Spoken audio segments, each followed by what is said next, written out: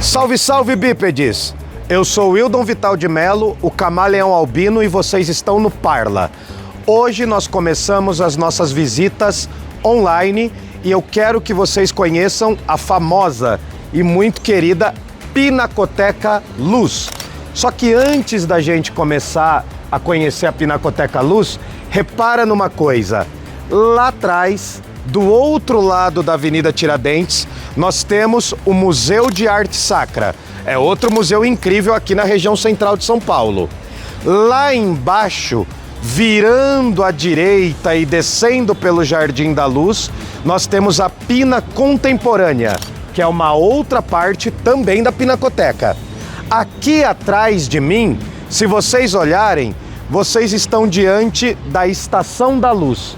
Nós temos o Museu da Língua Portuguesa aqui, e se você atravessar a Estação da Luz para o outro lado, tem um boulevard que vai te levar para a Estação Pinacoteca e para um outro espaço que lá do outro lado nós conhecemos como Sala São Paulo, que é uma sala de concertos de música sinfônica.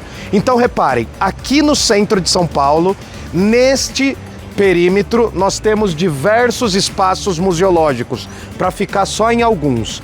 Hoje começa a nossa visita por esse espaço, que é a Pinacoteca. Bora lá então? Vem comigo! Essa fachada aqui é incrível, né? Essa entrada tem algumas referências neoclássicas. Eu vou falar um pouco mais quando a gente estiver lá dentro, mas reparem, nós estamos entrando no museu mais antigo do estado de São Paulo. A Pinacoteca, nesse ano de 2025, comemora 120 anos. Bora lá? Vamos!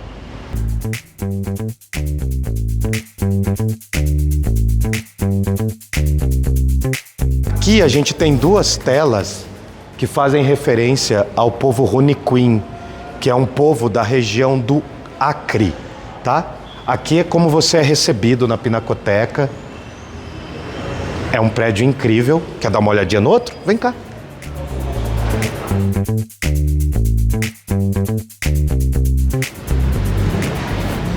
Nós somos saudados com essas duas grandes telas, e nesse caso aqui é interessante porque é um povo que faz referências ao uso da ayahuasca. Então é bem interessante dar uma olhada na forma como eles expõem as obras. Alguns anos atrás teve uma exposição, né, do povo Runicuim, de um grupo específico, que era o grupo Macu, que fez uma exposição no MASP. Então é interessante perceber como os museus estão em diálogo, como esses acervos conversam entre si. Tudo bem? Vamos fazer a nossa entrada? É só passar pela bilheteria e passar pelo detector de metais. Bora lá! Bora? Dá uma olhadinha nas questões arquitetônicas do prédio, ó. Eu vou falar um pouquinho sobre elas. Reparem aqui a grandiosidade do museu. E hoje é dia de chuva, hein? Então vamos nos preparar, porque hoje o trânsito será um caos. Pode vir. Bom, eu quero começar mostrando para vocês que, além da grandeza da Pinacoteca, ela está sempre em diálogo com todos os espaços de São Paulo. Esse espaço é um espaço muito importante, muito simbólico para a nossa cidade, e eu quero levar vocês de volta para o barulho da Pinacoteca, ou melhor dizendo, do entorno da Pinacoteca. Pode vir, pode vir. Geralmente eu gosto de iniciar as minhas visitas monitoradas por esse espaço nesse lugar barulhento.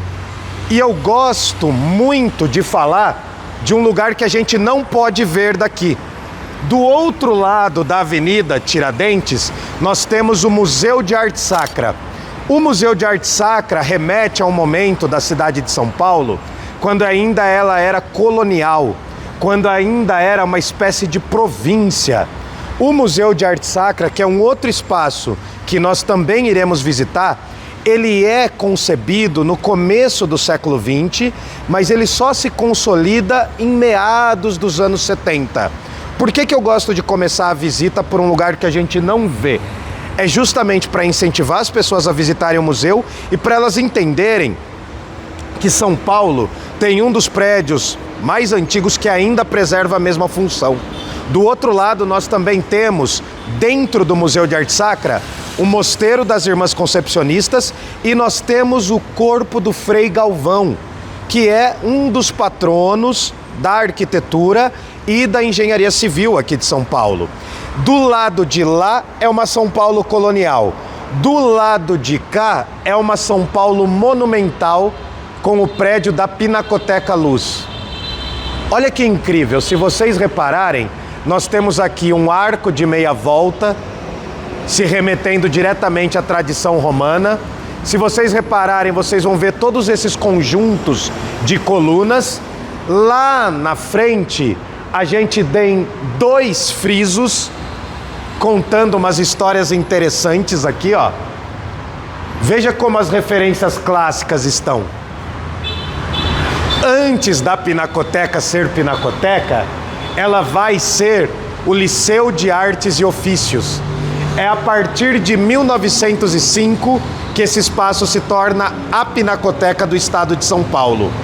Ali a gente consegue ver a fundição de metais, fazendo uma referência a todos os processos criativos que ocorriam nesse espaço. Se vocês repararem bem, tem uma plaquinha inclusive aqui, ó, falando da Pinacoteca do Estado. Olha só, expressa o valor arquitetônico, todas as referências que a gente tem aqui. Nós estamos falando do final do século XIX e começo do século XX, em um momento em que a elite cafeicultora de São Paulo ditava os rumos econômicos e culturais da cidade, e nós estamos falando sobretudo de um período que é o período do Ramos de Azevedo na cidade de São Paulo. Se a gente pegar, por exemplo, Mercado Municipal, Teatro Municipal, a própria Pinacoteca, alguns prédios administrativos e até alguns túmulos lá do Cemitério da Consolação, vocês vão perceber que tudo isso está em diálogo com o escritório do Ramos de Azevedo, que foi um arquiteto importantíssimo para dar esse ar eurocêntrico e europeu para a cidade de São Paulo. Veja, a cidade que outrora era colonial, agora tenta se equiparar às grandes cidades europeias e também, de certa forma, rivalizar com o centro do Rio de Janeiro, porque o centro do Rio de Janeiro já havia se modernizado. Chega aqui mais pertinho, repara aqui, ó. Essas portas grandiosas e todo o pé direito sendo extremamente alto também é uma referência a essa suntuosidade da cidade. Nós temos um lustre aqui e nós temos um outro friso bem interessante ali, ó. O homem representa o comércio e a mulher representa a indústria. São Paulo queria mostrar para o Brasil que era uma economia forte e consolidada. Além disso, nós estamos no bairro da Luz e aqui bem perto tem o bairro do Bom Retiro. Por que é importante a gente perceber esses lugares? Porque nós estamos falando de lugares com um intenso fluxo de imigrantes e de migrantes também. Então a cidade de São Paulo queria mostrar não só uma pujança econômica, mas também que era uma cidade acolhedora. Outro detalhe importante, esse espaço está em amplo diálogo com o Museu Paulista, o Museu do Ipiranga. Muitas obras do acervo do Museu Paulista, a partir de 1905 e sobretudo depois de 1911, vão vir para cá. Tudo bem? Vamos voltar? Sair do barulho da grande capital? Vem comigo.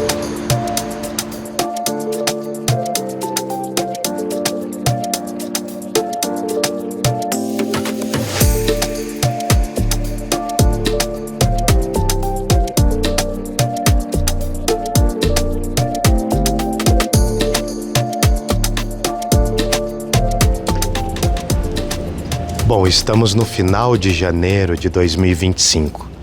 Essa obra está aqui desde o final de 2024. Ela é muito interessante, é feita por uma artista, né, não binária, que acaba trabalhando as questões orgânicas. Se vocês repararem, essa obra, pena que a imagem e o som ainda não transmitem o odor, porque essa obra está aqui justamente para entrar em processo de decomposição. Vocês estão numa espécie de sala de visita, ou melhor, de sala de entrada da Pinacoteca. Vocês estão num espaço chamado octógono.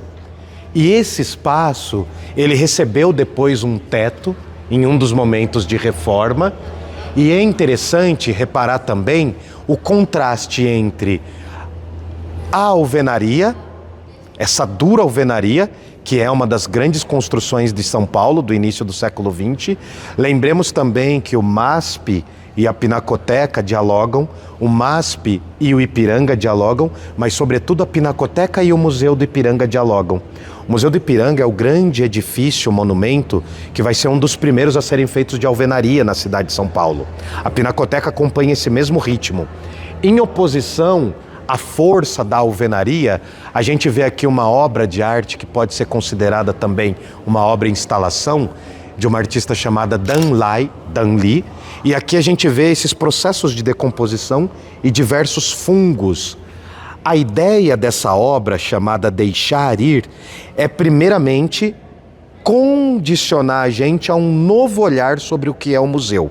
A partir do momento que você está numa obra que exerce um certo odor e nos faz perceber o museu de forma diferente, a gente passa a questionar, inclusive, o fato dos museus serem vistos como lugares muito higienistas, como lugares ascéticos. A ideia é mostrar um processo de decomposição onde há fungos e plantas. Olha que interessante, a gente vê essas bolsas aqui, esses bolsões, tem gente inclusive que falou em algumas das minhas visitas que parece o intestino delgado. Eu costumo imaginar que parece, né, a sequência de DNA. Mas se vocês repararem, aqui essa decomposição desses materiais serve também para mostrar o nosso próprio processo de decomposição. É uma obra nesse sentido orgânica, e o diálogo é interessante porque no ano passado, em 2024, a Pinacoteca estava discutindo as questões climáticas do planeta. E essa obra vem muito bem a calhar justamente para que a gente possa entender esses ciclos da natureza. Reparem que aqui, ó, toda essa decomposição já mostra uma nova vida, ó. A gente consegue perceber como essa obra está desde novembro aqui, ela passou por ciclos de morte, restauração e vida. Então a gente está vendo aqui um ambiente que é um ambiente que questiona a nossa percepção sobre o que é um museu e nos traz novas referências. Estamos no século XXI. A gente não precisa achar que obras de arte são apenas quadros ou apenas esculturas. A criatividade reina aqui na Pinacoteca.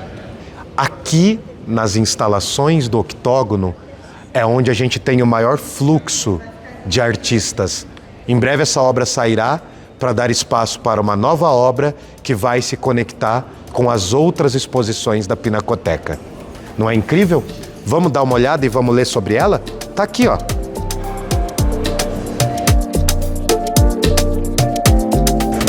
Bom, cameraman, dá uma olhadinha aqui. Reparem.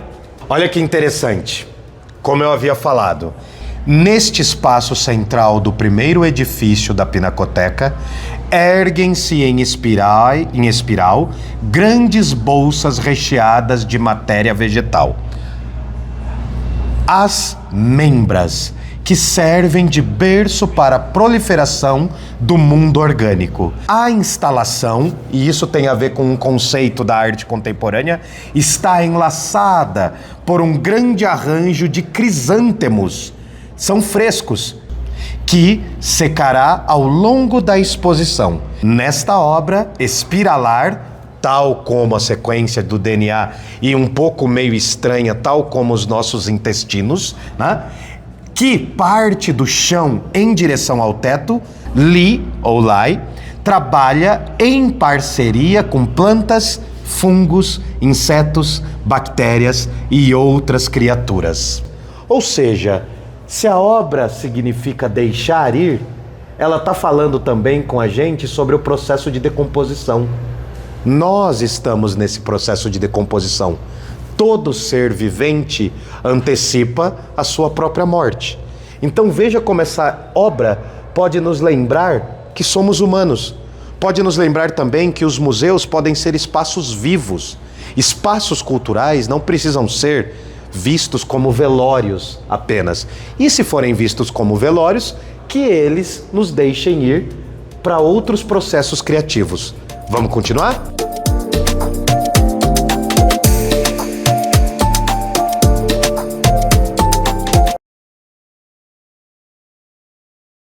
Eu quero trazer vocês para cá, aqui na Pinacoteca. Aqui desse lado vocês estão na parte esquerda do prédio. Esse lado aqui quase sempre se preocupa em fazer exposições transitórias, de curta transição, né? De curta temporada. Então 3 meses, 6 meses, 9 meses e até 1 ano, geralmente fica do lado de cá.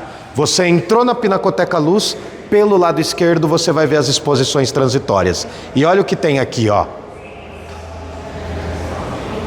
A Pinacoteca deixou aqui na lateral uma informação muito valiosa. Nós temos acesso a um mapa geopolítico do continente africano e, ao mesmo tempo que a gente tem a referência ao mapa geopolítico, nós vemos aqui diversas linhas saindo e nos mostrando as referências aos povos desses países. É interessante, né? Esse é o continente que mais nos formou. Esse é o continente que nós somos extremamente herdeiros. E é o continente que a gente menos conhece. A gente não conhece a maioria das diversas culturas que existem aqui. E olha que interessante. Deixa eu puxar vocês aqui numa linha específica. Vem aqui comigo, ó.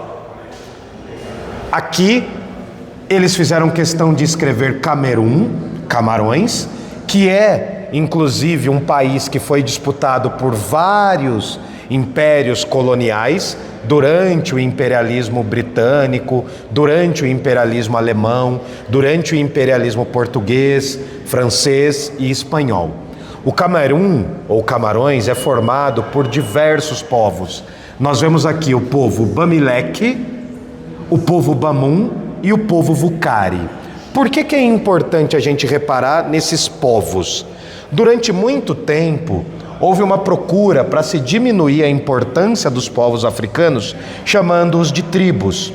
Também havia, no mesmo contexto, uma preocupação de rebaixá-los, falando que são povos que têm dialetos e não idiomas. Historicamente, desde muito tempo, os povos africanos e o continente africano como um todo sempre foi rebaixado a uma condição de geografia e não de história. Não sou eu que estou falando isso, é um filósofo chamado Hegel que afirmava isso. Reparem também que a gente tem referências aqui, ó, a povos que nos formaram.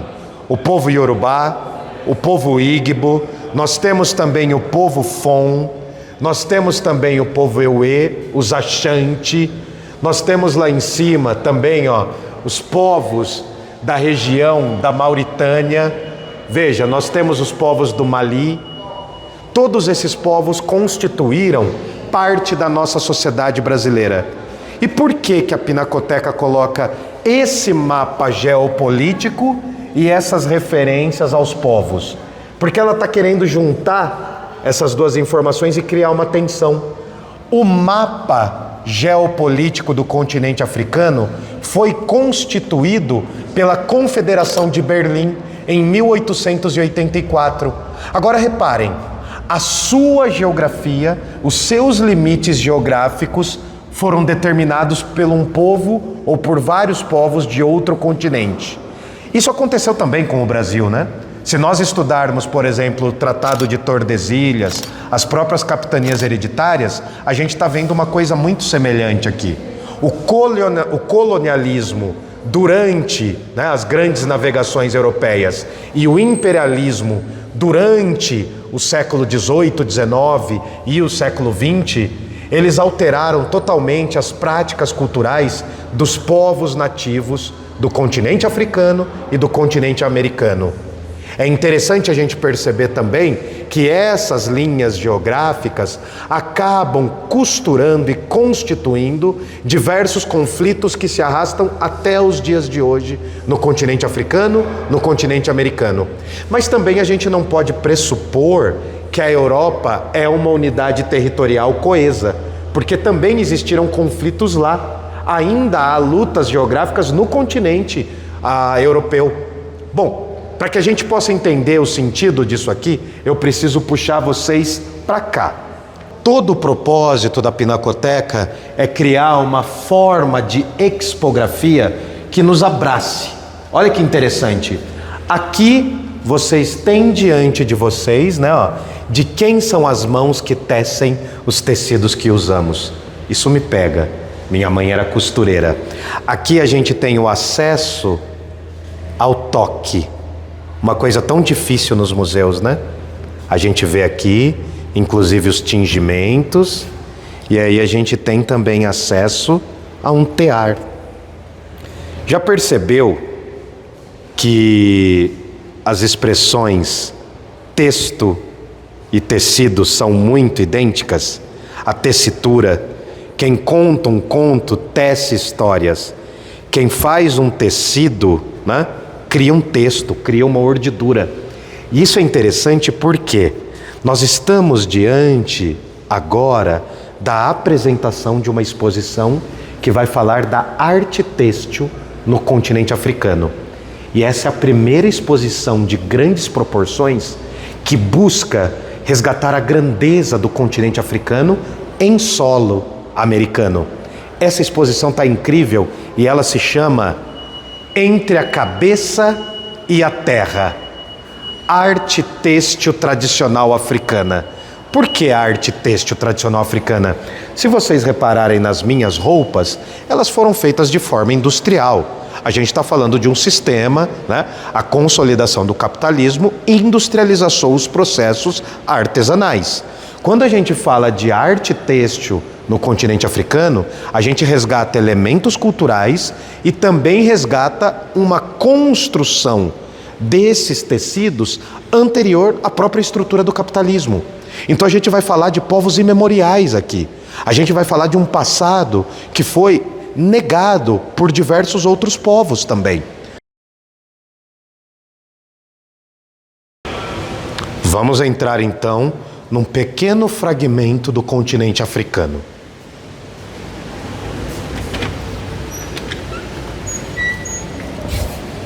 Podem vir. Bom, o que acontece aqui? Chega pertinho.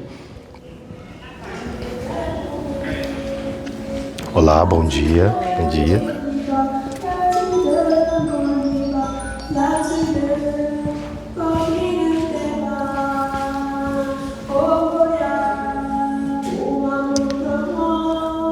Escuta.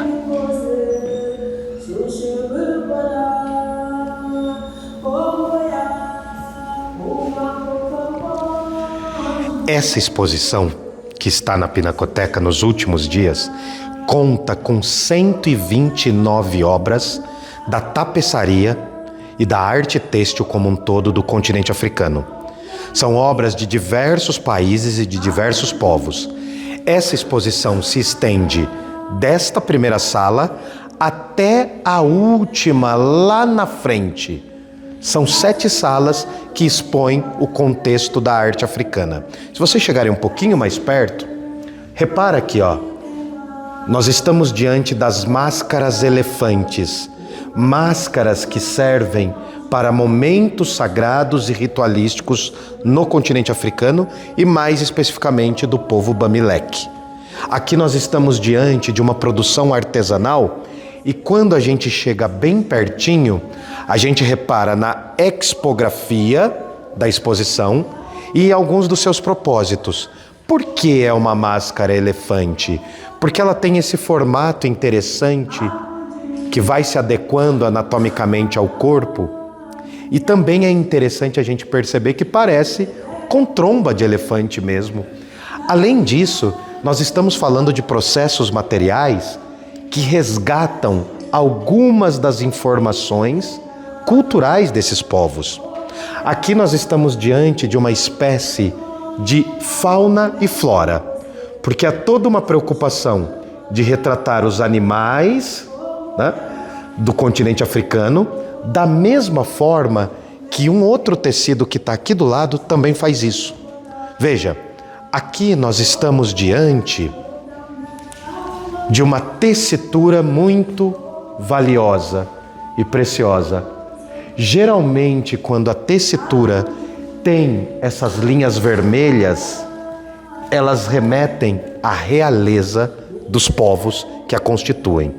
Um outro detalhe, que essa padronagem cheia de figuras geométricas, não sei se vocês estão reparando, mas nós temos quadrados, triângulos, retângulos. Essas geometrias, elas remetem a animais do continente africano. Então fica um pouco cifrado. O que a gente vê são só figuras geométricas. O que esses povos que constituem esses tecidos veem são todo um conjunto de animais. Outro detalhe, reparem aqui, ó, que o tecido, ele tem essas dobras, ele tem esses elementos, mas também ele foi feito coletivamente. A padronagem do tecido segue elementos de diversas pessoas que criaram essa textura. Bom, eu vou trazer um paralelo aqui em referência ao mundo grego. Na tradição poética do mundo grego, há uma história fundamental que é a Odisseia. E a Odisseia tem a figura que é o Ulisses, ou Odisseu. Ele é um viajante e é também um guerreiro na história da Guerra de Troia, que é contada na Ilíada por Homero. Já a Odisseia mostra 10 anos de retorno desse herói. O que é interessante é que dentro da Odisseia tem uma personagem chamada Penélope. E a Penélope, ela tece um tecido durante o dia e destece durante a noite. Por que isso? Porque ela começa a ser cortejada por diversos pretendentes que falam que o marido dela nunca vai voltar da guerra. O Odisseu, ou Ulisses, ele passa 10 anos lutando na Guerra de Troia e praticamente mais 10 anos para tentar voltar. Ele fica 20 anos fora. Qual é a ideia da Penélope? Ela vai tecer um tecido e ela promete para os novos pretendentes lá na cidade de Ítaca que quando ela terminar o tecido, ela vai escolher um novo marido. Só que inteligentemente, ela tece durante o dia e destece durante a noite. Bom, esses tecidos são incríveis e remetem ao fazer cultural, às produções artísticas do continente africano. Tem um outro que eu acho magnífico aqui, ó. Essa primeira sala, ela fala muito sobre a questão dos animais. É uma referência com miçangas, tecidos e diversos outros materiais aos animais do continente africano. Aqui nessa sala, a gente tem referência às forças vegetais do continente africano. Se vocês olharem aqui, ó, todos os tecidos têm uma coloração azul. Essa sala da exposição, ela trata do índigo vegetal, que é uma forma de se extrair esse material, né? E é uma forma também de tingimento. Em diversos povos do continente africano, o tingimento azul é uma coisa sagrada. E é interessante a gente perceber que as colorações, elas vão mudando. Repara nesse aqui, ó. Olha que incrível. Olha essa coloração. O azul como uma cor sagrada não é só no continente africano.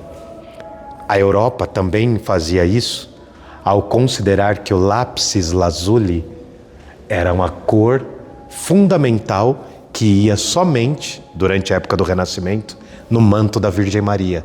São paralelos interessantes, né? Aqui tem todo um processo de extração vegetal que a gente consegue ver não só na produção deste tecido, mas como na produção daquele tecido ali, ó. Vem cá. Olha o que a Pinacoteca nos mostra.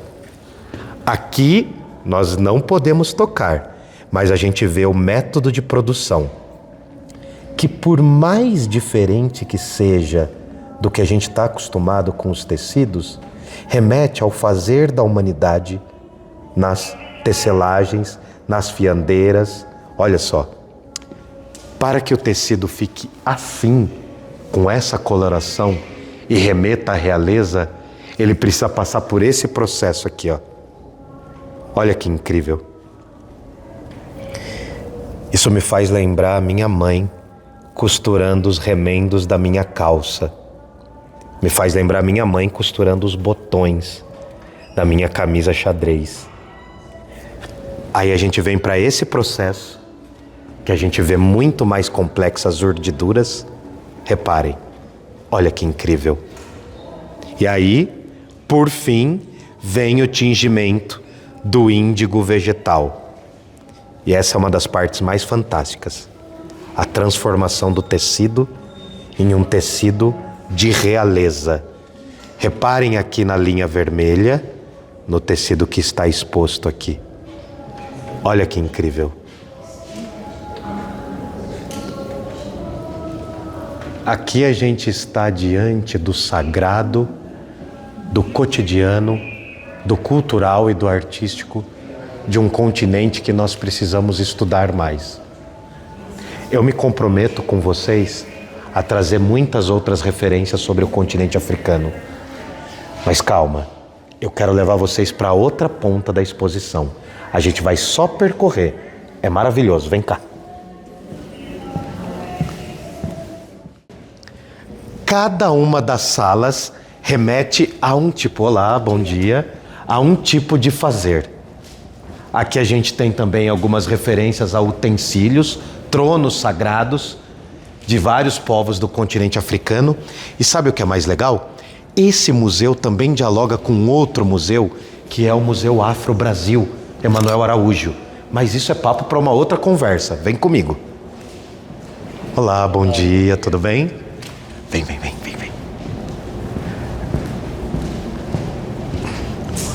Aqui o ar-condicionado é forte. Olha como são magistrais.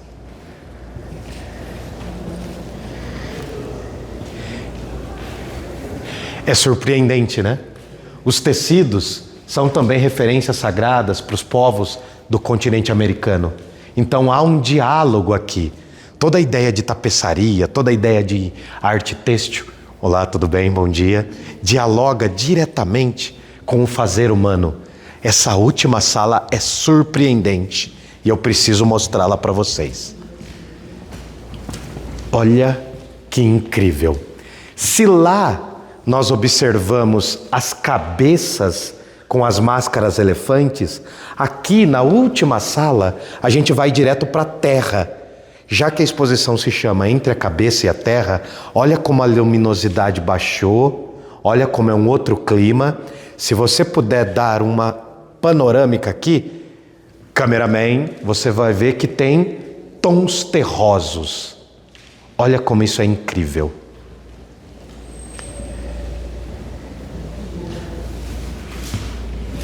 E são tons terrosos porque a lama é um dos processos de feitura desses tecidos. Para que esses tecidos adquiram essas cores, eles precisam ter uma camada de lama. Vamos entender um pouquinho a história? Tá aqui, ó. Dá uma olhadinha. Esse eu faço questão de ler. Tintas da terra.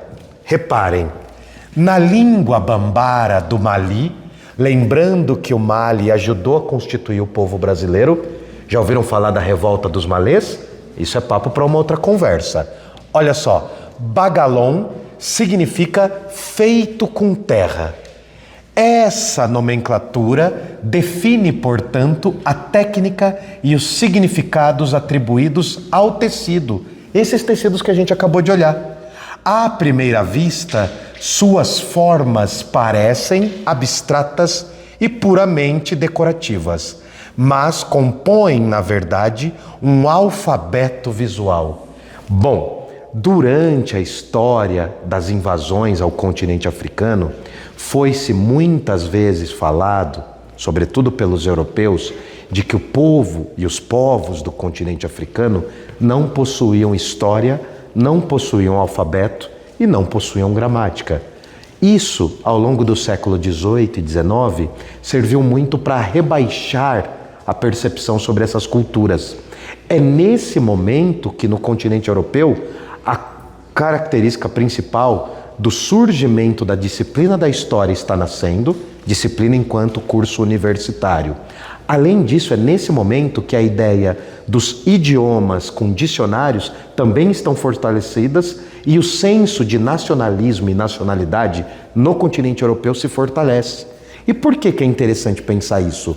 Porque o continente africano passa a ser o extremo oposto do que está sendo composto no continente europeu, salvo um lugar que sempre vai ser visto pelos europeus, em maior e menor grau, com reverência, que é o mundo egípcio, que quase sempre é descolado da história do continente africano. Isso também é um papo que a gente pode ter lá no Museu Afro. Mas volta aqui rapidinho, ó. Como é um alfabeto visual, há uma comunicação, porque todos os alfabetos, ou quase todos, são visuais, mas a gente tem que entender que a padronagem desses tecidos dialoga diretamente com cada um desses povos. Bom, um alfabeto visual que faz referência tanto à cosmogonia, à visão de mundo desses povos. Cosmogonia é a visão de mundo que um povo tem. Esses povos costumam, na região do Mali, ou do Mali, costumam retirar a lama das encostas dos rios e de certas formações que são semelhantes aos mangues. Muitos desses locais são povoados, de certa forma, por crocodilos. Então, quase todos os tecidos aqui dialogam muito com a ideia dos crocodilos. Tudo bem? Bom, a cosmogonia quanto a certos provérbios populares locais. O continente africano é muito rico na sua tradição de oralidade. Então, os dialetos que são vistos de forma rebaixada, que a gente vê como idiomas, eles produziram diversos desses dialetos na oralidade dos povos africanos. É uma exposição incrível. Esses tecidos, eles precisam receber uma camada de terra para ficarem com essas colorações e para nos proporcionarem essa riqueza visual das padronagens. Chega só um pouquinho mais perto de um deles. Olha como é incrível. Entre a cabeça e a terra, a arte têxtil do continente africano.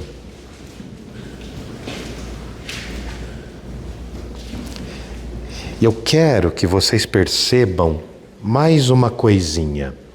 Se nós ampliamos a nossa percepção sobre o que é arte, a gente passa a entender que todo fazer humano pode suscitar uma atividade cultural e um objeto cultural.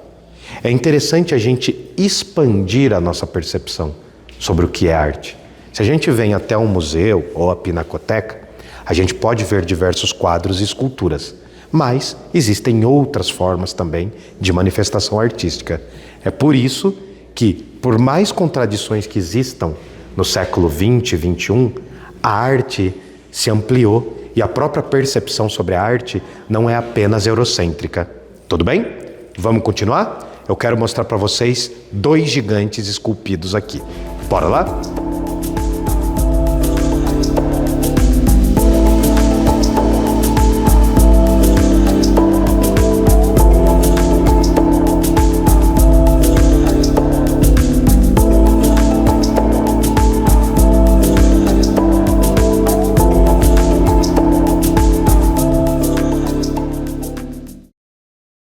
Agora a gente vai descer as escadas para o térreo. Nós estamos no 1º andar. Vitor Brecheret aqui do lado. Ó como a gente já passou por aqui, pelo continente africano. É interessante também ver esse espaço como suntuosidade, como grandiosidade. Há sempre referências greco-romanas, ó. Reparem nas colunas, tá? Nessas pseudocolunas dos pilares, olha só. Olha só. É um espaço que transpira a arte, literalmente. Vamos olhar os gigantes. Nós temos esse e nós temos também este aqui. Forte não? Não é forte? Bom, nós estamos diante dos Atlantas, ou Atlantes. Os gregos e também os romanos, eles vão constituir colunas, né? Em seus templos, em seus monumentos, eles vão constituir colunas antropomórficas. O que é uma coluna antropomórfica? Basicamente é uma coluna com características humanas. A gente vê essas representações na Grécia Antiga e a gente vê elas também presentes aqui. Aqui nós estamos diante desse fortão, né? Ele com certeza tomou o suco, tomou tudo que não podia e que podia também. E vocês estão diante de Atlas, o deus titã que desafiou os deuses olímpicos. Ele foi derrotado por Zeus e ele é condenado a carregar os céus nas costas. Algumas versões, depois das grandes navegações europeias, vão falar que são, né, as colunas do mundo. O que é interessante, se a gente pensar, por exemplo, o mapa do continente europeu e o mapa do norte do continente africano, a gente tem o Estreito de Gibraltar desse lado e o Estreito do Bósforo desse. Os gregos antigos conheciam esses limites do mundo. Eram ali que estavam os limites do mundo conhecido. Quando aparece no contexto histórico Alexandre Grande, ele vai além desse contexto e ele vai atravessar as colunas. Os portugueses, no processo das grandes navegações, eles conseguem ir além dos gregos e dos romanos. É por isso que o Lusíadas tanto enaltece os feitos marítimos dos portugueses. Olha que interessante, nessa nossa visita, a gente já passou pelo continente africano e agora a gente está em diálogo com a tradição da mitologia greco-romana. Atlas, inclusive, se opõe ao outro carinha que está ali. Reparem só, este outro homem aqui, este homem zarrão, ele está carregando a pata de um leão, e aqui vocês estão diante do deus, ou melhor, do semideus, do herói, chamado pelos gregos de Heracles e pelos romanos de Hércules. Aqui nós estamos nessas colunas, e é interessante a gente perceber que no traço masculino são os Atlantas, no traço feminino são as Cariátides ou Cariatídeas. Mas por que essas duas colunas antropomórficas estão aqui? Agora trovejou, então parece que os deuses estão bravos. Essas duas colunas servem a um propósito muito interessante. Elas estão representadas aqui, vieram da Itália para cá e foram inspiradoras, inclusive, para o processo de feitura do Teatro Municipal. Esse é um outro espaço que dialoga com a Pinacoteca, porque ele é feito por um arquiteto chamado Ramos de Azevedo. Aqui a gente está diante desse contexto de arte brasileira que busca remeter-se sempre ao continente europeu. O estilo do Teatro Municipal é um estilo eclético. Aqui nós temos todas as referências aos Atlantes, nós temos referências inclusive a um carinha que também inspirou uma lenda muito famosa, que é a Ilha de Atlântida. Aqui, ó, conheço esse rapaz, ó, já li muito sobre esse menino aqui, ó, Platão. A ilha lendária de Atlântida dialoga com Atlas. Se você já abriu um livro de mapas na sua infância, você abriu um Geoatlas.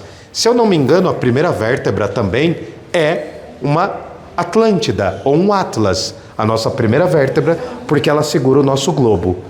Essas duas colunas passam a inspirar a produção das colunas que estarão lá no Teatro Municipal. Bom, quem sabe rola uma visita para lá também, né?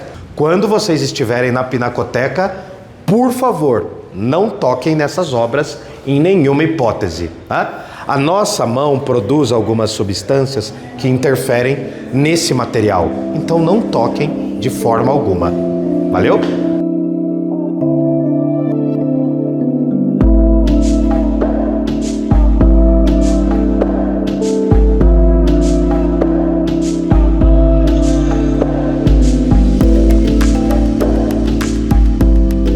Bom, estamos num espaço extremamente didático, que nos fala, por exemplo, sobre as coleções, nos fala sobre as obras, né?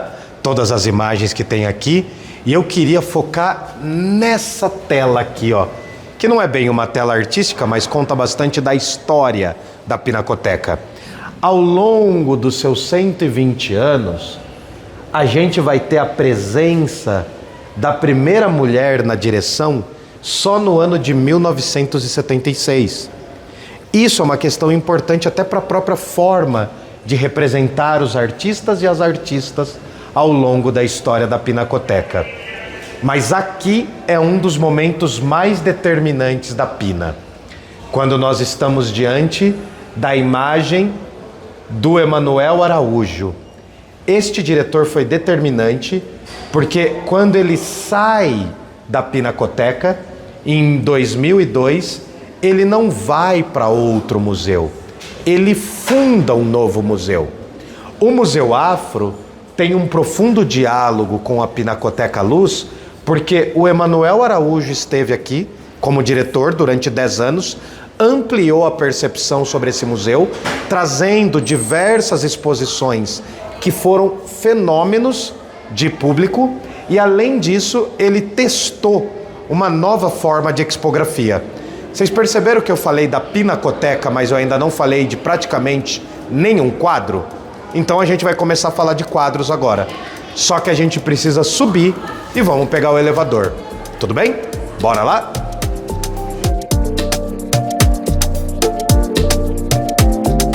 Olha onde a gente começou a nossa caminhada.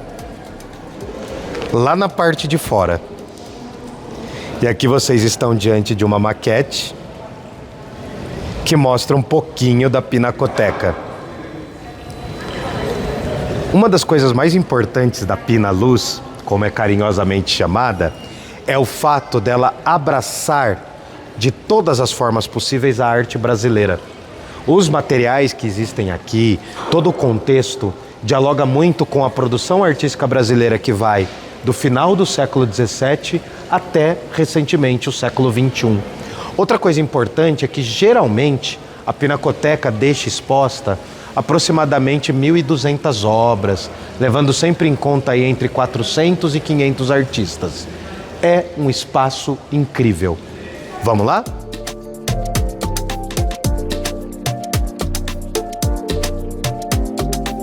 Às vezes o elevador é uma arte moderna também, porque nem sempre ele funciona, tá? Então, às vezes ele tá emperradinho, mas o interessante é a gente aproveitar.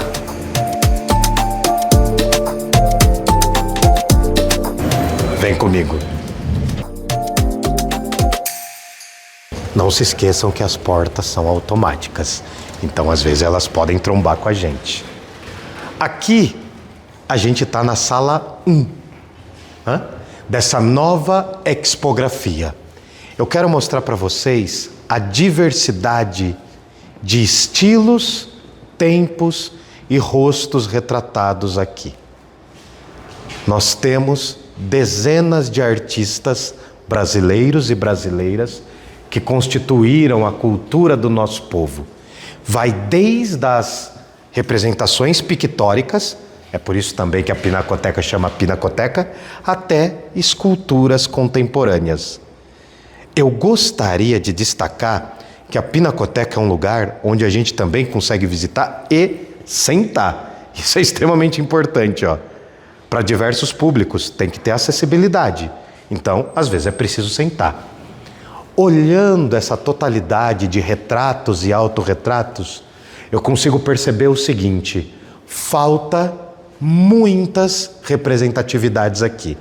E esse espaço, em especial, ele está dialogando com o contexto da pintura e está nos mostrando as ausências também. Os rostos retratados aqui nos lembra muito as selfies que os jovens tiram hoje, né? É uma forma de projetar a si mesmo. Alguns dos retratos e autorretratos aqui nos levam a toda uma busca por técnicas novas e por estilos novos. Eu quero destacar uma obra aqui. Nós estamos diante dessa obra do Sidney Amaral, chamada Imolação. Nessa obra, que é uma que talvez mais se destaque, uma que grita ainda mais forte do que as outras, nós vemos um homem negro que se autorretrata num processo de violência profunda.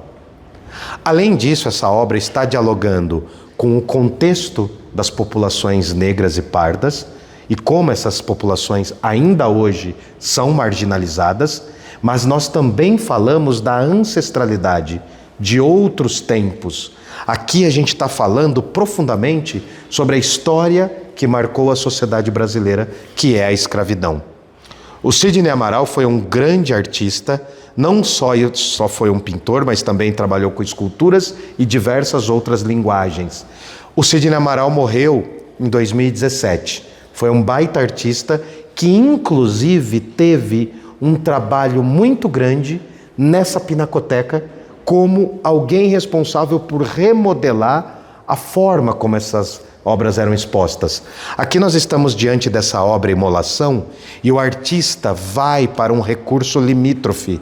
Ao retratar-se em sua negritude como alguém que se suicida, talvez ele queira nos mostrar e nos atentar para a condição dos povos negros ainda hoje no Brasil. Mais interessante, ele está descalço. Remete também à questão da escravidão. Um outro detalhe, mostra como a população negra só é vista quando é parte de uma estatística geralmente cruel, que é a violência. Por fim, mas não menos importante, essa obra também compõe uma série que vai ser chamada pelo artista lá atrás de Banzo, mostrando essa tristeza e melancolia da condição das negritudes na história da escravidão e da diáspora. Bom, agora eu quero mostrar uma outra obra. Essa obra, no caso, foi feita por Flávio Cerqueira, um escultor brasileiro e contemporâneo que vai dialogar com diversos materiais. Aliás, nesse momento está tendo uma mega exposição dele que vai até meados de fevereiro de 2025, lá no CCBB Cultural. Aqui vocês estão diante de uma obra chamada Antes que eu me esqueça. A princípio, a gente vê na obra um garoto branco, mas quando a gente repara no fenótipo, nas características físicas, nós percebemos um garoto negro olhando para o seu reflexo. Essa obra, que parece ser de porcelana, é constituída a partir do bronze. O espelho talvez reflita a busca pela autoimagem e a própria condição da pintura branca, para além de tentar imitar a porcelana, ela nos leva também, não só para a questão da fragilidade do sujeito, mas para a violência contra as negritudes na história do Brasil. Reparem que a obra, tem a figura do garoto que quase toca, mas estamos falando do seu reflexo. Essa obra é fenomenal e o Flávio Cerqueira, assim como o Sidney Amaral, são artistas que suscitam muita discussão. Aqui a gente ainda tem Georgina de Albuquerque, nós temos Pedro Américo, nós temos ali Cândido Portinari, do outro lado nós temos Eliseu Visconti, que está aqui, temos Di Cavalcanti, que está ali em cima, e nós temos uma das telas que eu acho saborosíssimas para se entender. Uma das grandes obras desse museu e um dos grandes artistas pouco conhecidos. Está aqui na frente, ó. Vem comigo.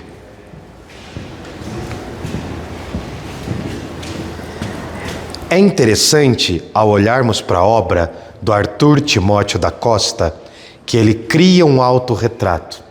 Ele cria uma imagem sobre si mesmo, sendo um homem negro do final do século XIX e início do século XX. Outra coisa importante é percebermos aqui a adição de técnicas como o claro e o escuro. Técnica essa que o Arthur Timóteo adquiriu depois de ter estado na Europa e travado diversos contatos com obras do Rembrandt e pinturas do século XVII e XVIII europeu. Nessa tela, o Arthur Timóteo da Costa projeta a si mesmo com pincéis e com a paleta de cores, mostrando que a pintura também quase serve como uma forma de recolocá-lo socialmente. A história desse artista é incrível. Foi um pintor do Rio de Janeiro e irmão de outro pintor que é o João Timóteo. Além disso, a Pinacoteca se preocupa em mostrar de forma multimídia essa tela, nos mostrando aqui em relevo para que a gente possa tocar, mas que também as pessoas que são cegas tenham acesso e contato com algumas das obras. Reparem aqui.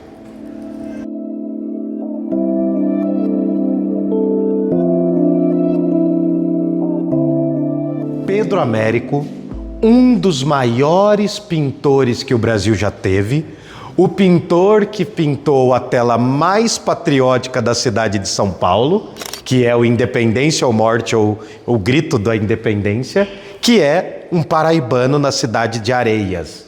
Aqui Pedro Américo se apresenta de forma bem acadêmica, bem clássica e de modo muito sério, mostrando que ele é pintor. Essa tela contrasta e muito com a tela do Cândido Portinari, em tons muito mais leves, também pintor, também um artista que projeta a si mesmo, mas reparem como a paleta de cores é outra. No caso do Portinari, a gente tem uma questão fundamental, que foi o fato dele morrer intoxicado pelas próprias tintas. Portinari é um artista que eu gosto muito. Lembrando que o Pedro Américo, que eu mostrei primeiro, foi um artista que morou muito tempo na Europa. Aqui vocês estão diante de uma tela do Eliseu Visconti, um artista ítalo-brasileiro que vai morar no Rio de Janeiro, em São Paulo, e olha como ele projeta a identidade dele. É uma identidade de artista em momento luminoso e criativo. Chega mais um pouquinho perto com o olhar. Você vai reparar que as tintas parecem faltar lá em cima, na janela, porque ele também absorve algumas técnicas do impressionismo. Logo no rosto dele você consegue ver pinceladas muito ágeis e tem também essa brincadeira com luz e sombra, com claro e escuro. Eliseu Visconti foi responsável por pintar uma das telas mais bonitas que o Brasil tem, que é chamada Juventude. É a Mona Lisa brasileira. É uma obra extremamente polêmica, porque mostra uma garota muito jovem, seminua.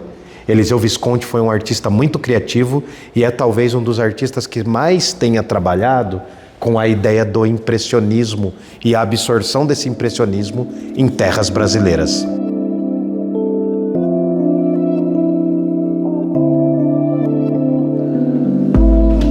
Nessa sala nós temos a selfie dos artistas.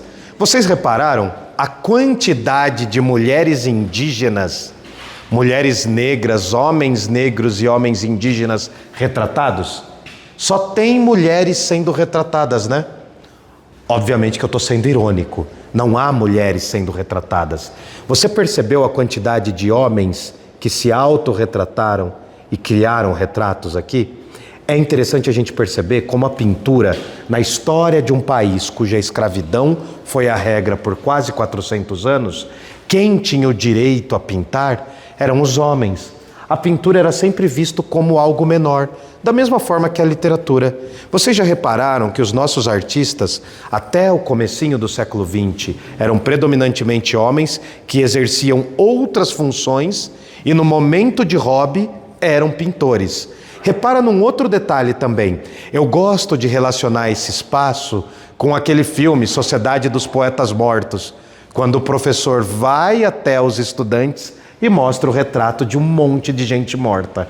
Aqui nós estamos olhando para o passado dos artistas brasileiros e nós estamos sob o olhar de muitas pessoas que nos olham. São as selfies dos artistas.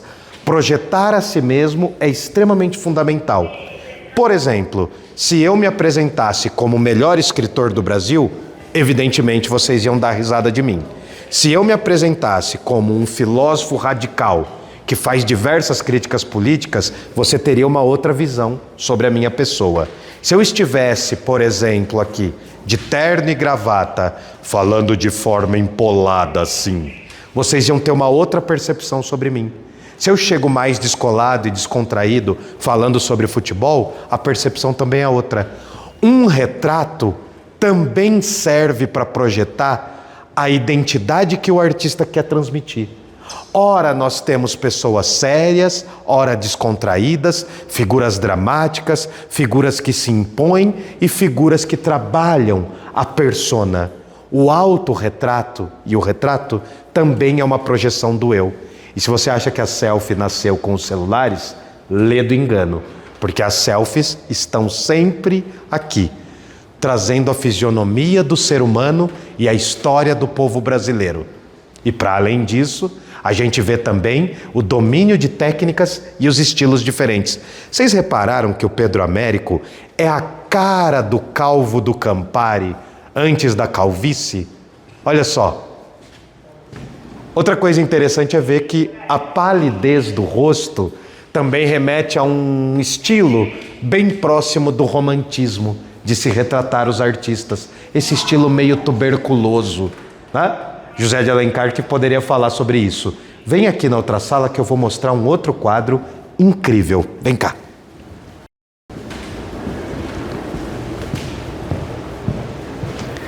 Aqui nós estamos no ateliê dos artistas. Vamos dar um zoom, vamos fazer uma panorâmica aqui, 360. A gente começa do lado de lá. Deixa eu correr para mostrar aqui para vocês, ó. Aqui a Pinacoteca nos dá a sensação tátil de diversos materiais, ó. A gente quase toca para sentir a textura e também as temperaturas. A gente consegue ver aqui com os relevos e ter acesso para a gente entender os padrões do que é a arte, sobretudo no caso da escultura. Aqui a gente tem algumas obras, entre xilogravuras e litogravuras, vejam. E aí, essa sala tem como propósito também mostrar para a gente algumas fotografias, mostrando também que o estatuto da fotografia, né, é o de se transformar em obra de arte também. Nós estamos diante de algumas fotografias e desse lado a gente pode ver diversos croquis, diversos esboços, desenhos que não foram concluídos ou desenhos que são cópias. Aqui nós temos o exercício do artista. Aqui é onde o artista exerce a sua função. Se a primeira sala servia para representar os autorretratos, essa sala ela tem o propósito de ser o ateliê dos artistas. E eu não poderia passar por essa sala aqui na Pinacoteca sem falar de uma das minhas obras favoritas, de um dos meus pintores favoritos, apesar dele ter surgido numa cidade inimiga da minha. Aqui nós estamos diante de uma tela incrível de um artista chamado Almeida Júnior. Diante desse artista, a gente percebe muitas coisas. Será que o público aqui quer falar alguma coisa? Pode chegar aqui pertinho, vem cá, vem sem medo. Pode vir. Do you speak Portuguese? Pode vir. Vamos conversar sobre essa tela? Pode vir mais pertinho. Vem sem medo. Eu só sou feio. O que vocês veem nessa tela aqui? Chega mais perto. Pode vir. Aqui, o que vocês veem aqui? A sensação que é o próprio artista. A sensação de que é o próprio artista. Por quê? Sei que ele está espiando, ela está espiando ele está espiando ela. Alguma coisa assim, me parece que está... Então a gente já estabelece uma relação sobre os olhares. Se você chegar aqui, você vai perceber que tem uma cortina entreaberta desse lado. Eles estavam no quarto, fazendo algo. Eu não estava lá até o momento, então eu não sei. Vamos brincar com o seguinte. Eles estão ali, de repente surge, né, o motorista do aplicativo e buzina lá fora. Fom, iFood, né? Ele para olhá-la pela janela e olha como esse quadro, ele já está estabelecendo uma metalinguagem. É um quadro falando sobre o ato de pintar. É mais ou menos como aquele programa antigo, o Video Show, que era um programa de televisão sobre televisão. Então é uma metalinguagem. A gente tem que vir aqui e entender uma coisa sobre a vida do próprio artista. Almeida Júnior nasceu em Itu, foi um dos grandes responsáveis por pintar os caipiras do interior de São Paulo, só que ele também foi responsável por namorar a mulher do primo dele durante 10 anos. E o primo descobriu e matou ele com uma facada.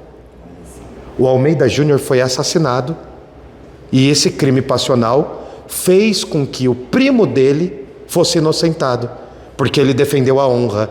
Agora a gente já tem uma outra percepção sobre o quadro, porque nós temos um pintor que estava provavelmente retratando a mulher nua. Quem corre é a mulher. Repara que a tela parece que quer mostrar que ela está ofegante, ó, num sorriso de Mona Lisa. Parece que já até tinha filtro do Instagram na época, ó. Aqui ela corre. Eu gosto de falar para as pessoas que essa tela, aliás, ela tem uma impressão meio teatral, ó. As cortinas nas laterais, e olha de onde vem a luz. A luz vem de cima, dá para perceber pela sombra, ó. Veja, o quadro estabelece, sem forçar muito as tintas para os dias atuais, uma relação de gênero também. Quem foge é a pecadora. Quem foge é a criminosa. Quem foge é a Eva, ao ser descoberta pelo olhar do outro. Esse quadro se chama O Importuno. Quem que chegou na hora errada aqui na tela? O marido. O marido? O primo. O primo, né? O cornuto, né? E a gente também. A gente também chegou na hora errada. Porque, pensa comigo, o quadro estabelece uma relação com a gente. A gente olha para a moça, olhando para ele, olhando para fora, é circular.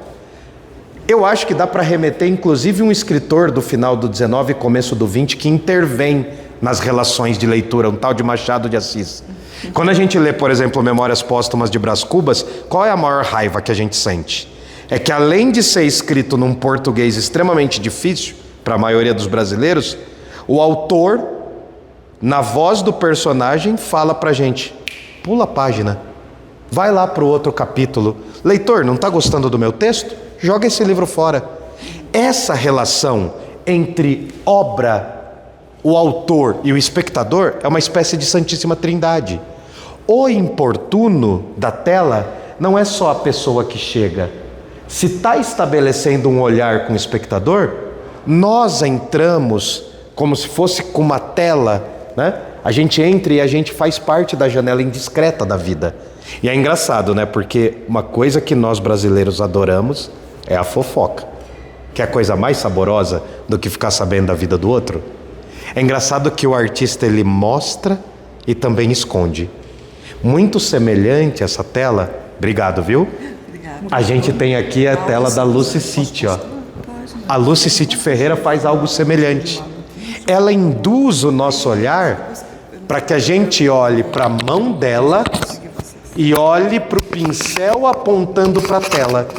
Só que repara, a tela parece uma porta. Ela não se mostra para a gente. É uma mulher muito simples, num espaço extremamente paupérrimo, e o olhar que é estabelecido aqui, de simplicidade, nos faz considerar que essa mulher talvez não seja das artes. Pela fisionomia dela, pelas roupas, a gente pensa numa operária, a gente pensa numa lavadeira, a gente pensa até numa freira, a gente pode chegar até a pensar que essa mulher, né, está abandonada nessa circunstância.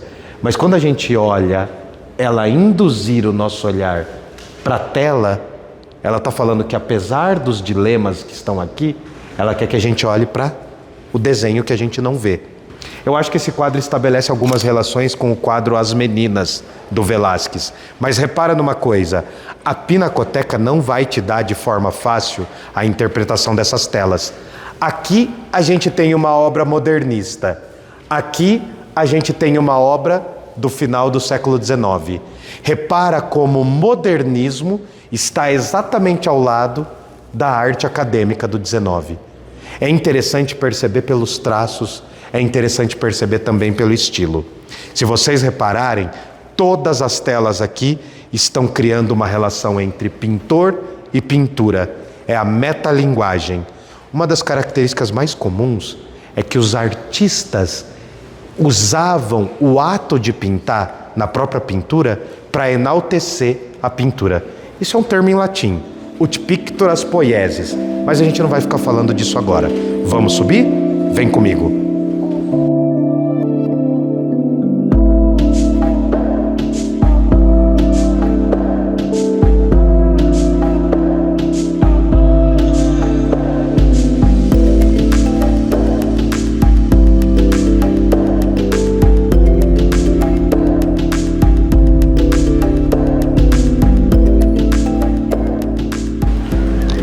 Agora a gente vai para a arte brasileira contemporânea, o que está sendo produzido hoje. Tchau, tchau, obrigado.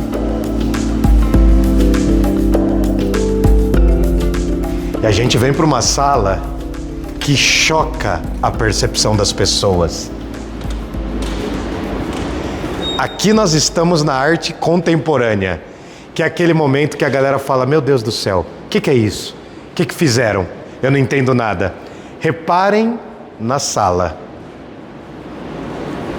A arte contemporânea ela está muito mais preocupada com o uso de determinados materiais do que propriamente a representação, tal como a gente entende no Renascimento.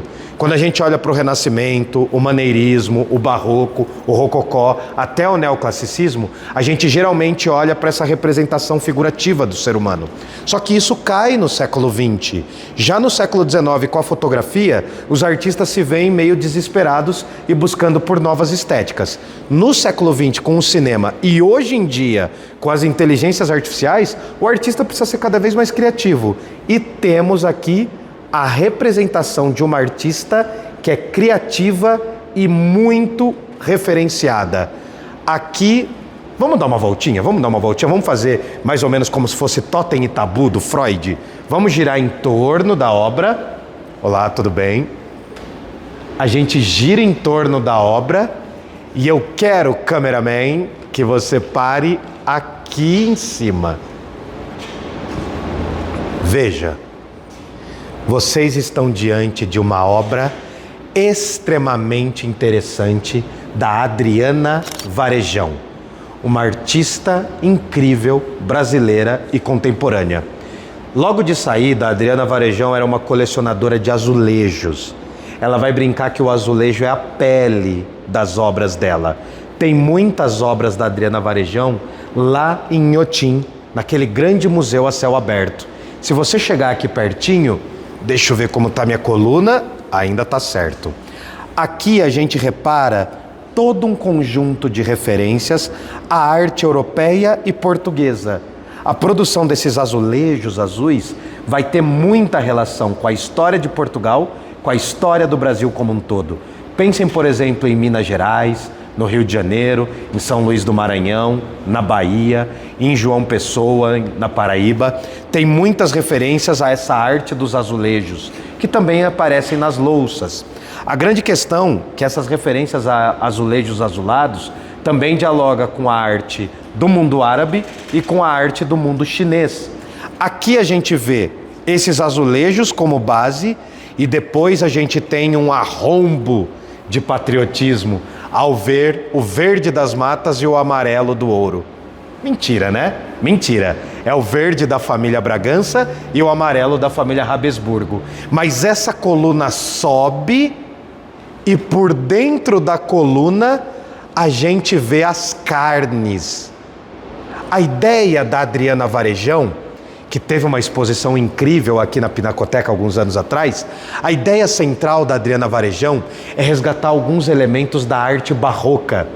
Em certo sentido, a Adriana Varejão pode ser chamada de neobarroca. Ao resgatar a arte barroca, ela vai mostrar essas carnes, essas estruturas. Não é carne de verdade, não é uma arte gore, né? Mas essas carnes aqui, elas representam não só as fissuras da cultura brasileira, como também remetem a essa estética do barroco. O barroco é o estilo da contraposição, é o estilo do claro escuro, é o estilo dos conflitos artísticos. Além disso, barroco remete à palavra barroque, que é uma pérola. Não é bem como essa pedra aqui, mas a barroque é uma pérola tortinha, que representa as nossas próprias contradições. Eu tenho certeza que você já acordou um dia de manhã pensando em fazer exercícios, tomar 4 litros d'água e não brigar no trabalho. E aí o que você acabou fazendo? Comendo mal, ficando lá na barrinha de rolagem esperando o algoritmo te falar as coisas e não indo para academia, não foi? Não ir na academia tem a ver comigo também. Mas o que eu estou querendo dizer? As contradições nos formam. O barroco é o movimento das contradições. E além disso, quando a gente fala de barroco, a gente fala de tráfico internacional de pessoas. A gente fala de escravidão. Para que haja o luxo na Europa, com a arte barroca, precisou existir escravizados indígenas e escravizados negros no continente americano como um todo. O barroco foi um dos movimentos que consolidou a história do Brasil nas artes também. A arte colonial brasileira está dialogando com isso. E olha para o nome da obra. A Adriana Varejão vai colocar o nome da obra como Ruína Brasilis.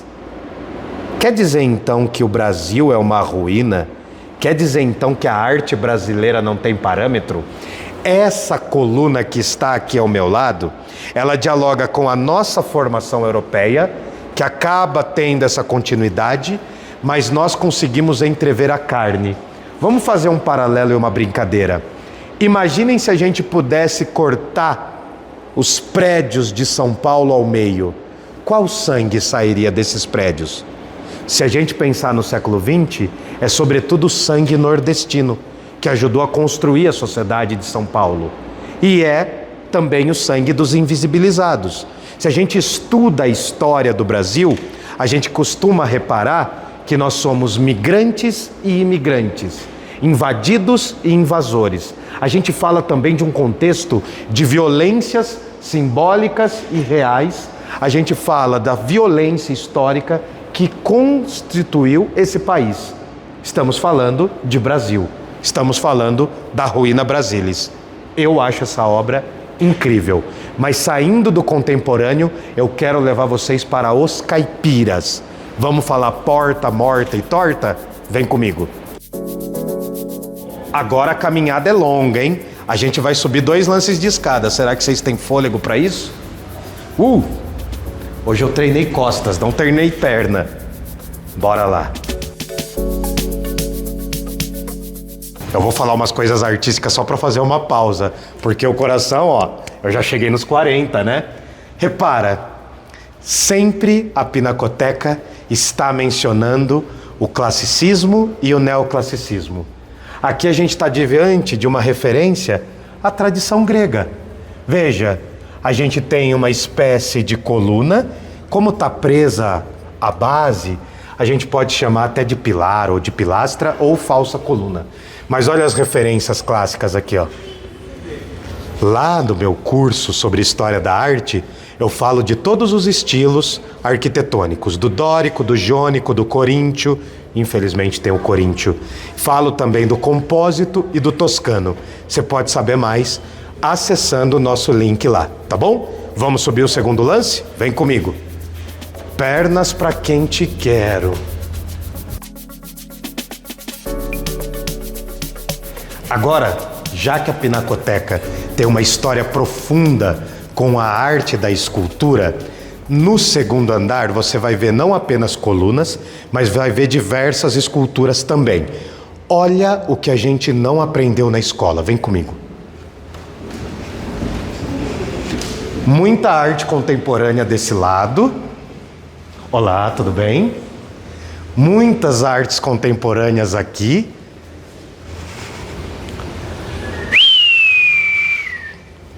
Olha a magnitude dessa obra. Chega mais perto. Olha a exuberância dessa escultura.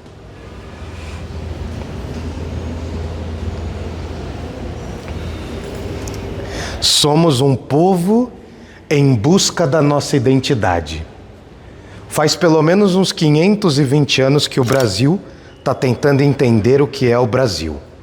Aqui vocês estão diante do brasileiro, uma escultura magistral que parte de um estilo clássico, mas eu acho que vocês já viram na escola essa posição aqui.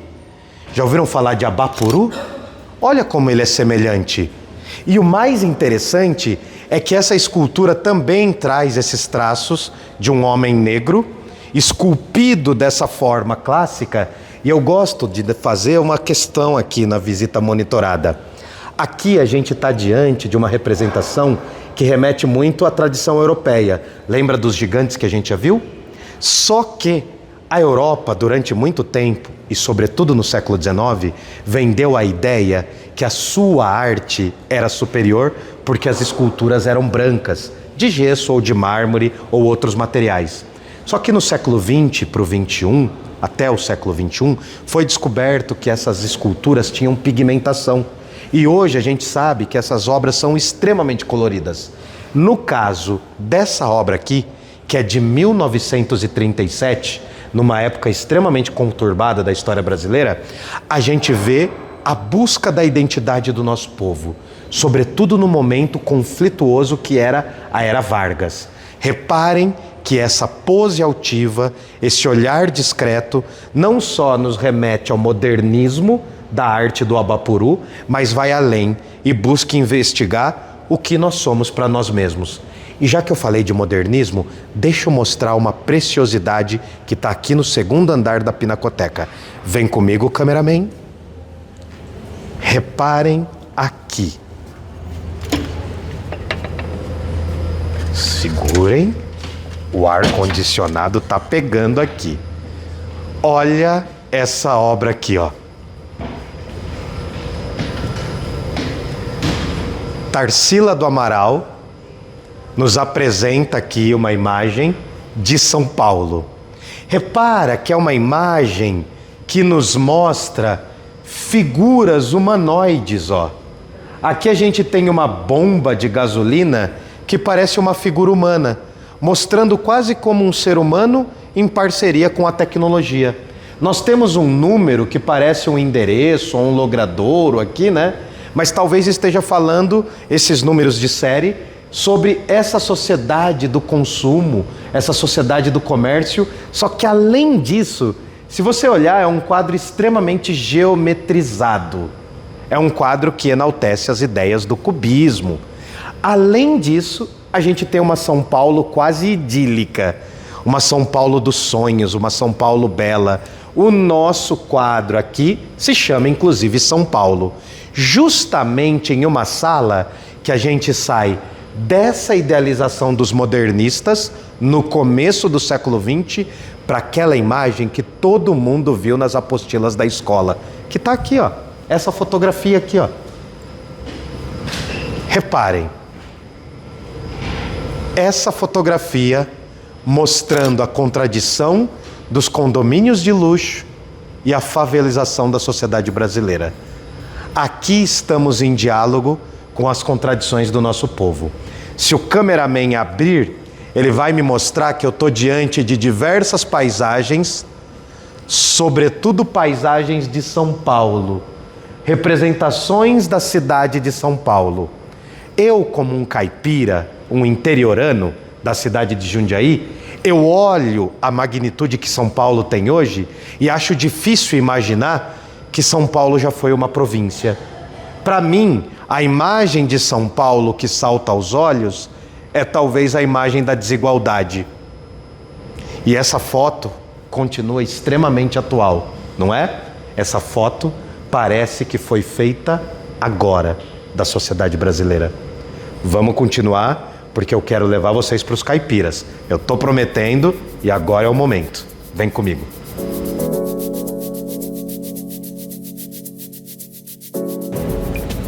Veja, nós temos diversas esculturas remetendo desde a tradição clássica até a contemporânea, né? É por isso que a Pinacoteca, ela cria esses conflitos temáticos. É por isso que a Pinacoteca é tão atual. Vejam, diversas referências. Olá, tudo bem? Bom dia. Esse prédio é incrível. Antes de eu chegar nos caipiras, eu quero que você olhe o melhor lugar para tirar uma selfie, que é aqui, ó. Tá vendo as passarelas? essas passarelas não buscam aparecer mais do que o próprio prédio. Elas foram inseridas aqui pelo Paulo Mendes da Rocha. Da mesma forma que essas passarelas foram exemplos para revitalizar o prédio, o teto também foi. A Pinacoteca nunca foi determinantemente concluída. Se você reparar, esses tijolinhos à vista, que parecem os tijolinhos de uma barbearia na Santa Cecília, enfim, esses tijolinhos estão à vista porque faltou revestimento. Lá no octógono onde eu estava antes, a gente tinha o propósito de ter uma grande cúpula desse espaço, mas isso acabou não vindo. Bom, eu estou falando aqui de arquitetura, repara em um outro detalhe.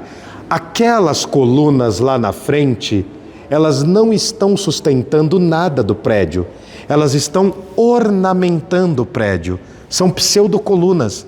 Elas são falsas colunas que servem para trazer a tradição greco-romana para dentro da Pinacoteca. Só que a Pinacoteca é muito mais do que isso. É na Pinacoteca que a gente tem os despojos da arte brasileira. É aqui que o Estado de São Paulo e o Brasil como um todo andam lado a lado para falar sobre a arte do nosso povo. Vamos para os caipiras agora? Pau na máquina, vem comigo.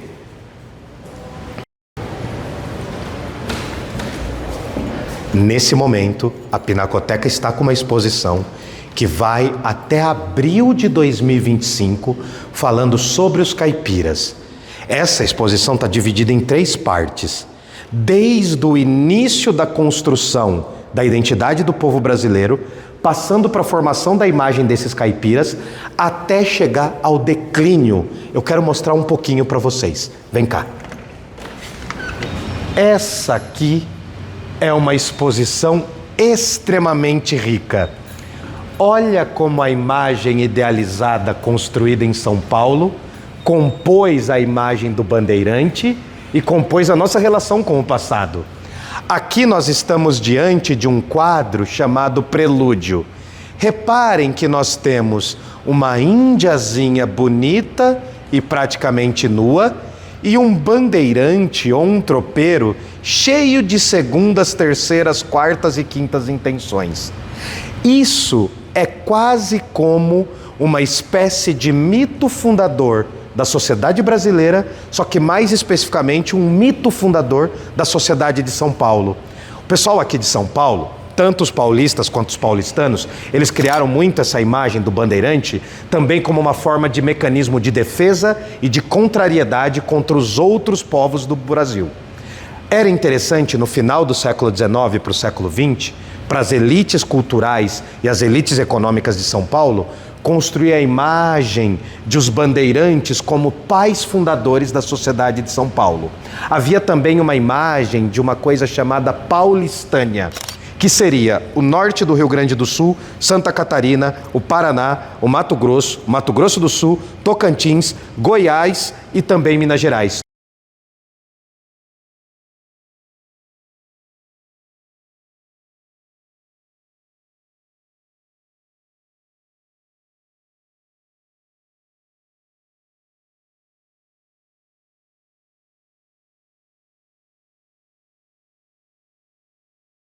Tudo isso faria parte da Paulistânia, cuja identidade era sobretudo linguística e que se remeteria, calma, fôlego, aos bandeirantes.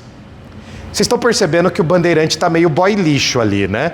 Ele está em cima da mocinha, é uma cena paradisíaca, e se você já leu José de Alencar com Iracema, se você já ouviu falar de Pocahontas ou do mito de Moema, não o bairro daqui de São Paulo, mas o mito de Moema, a gente vê o quê? A construção da identidade de São Paulo e do Brasil com a imagem do homem português miscigenando-se tranquilamente com a mulher indígena.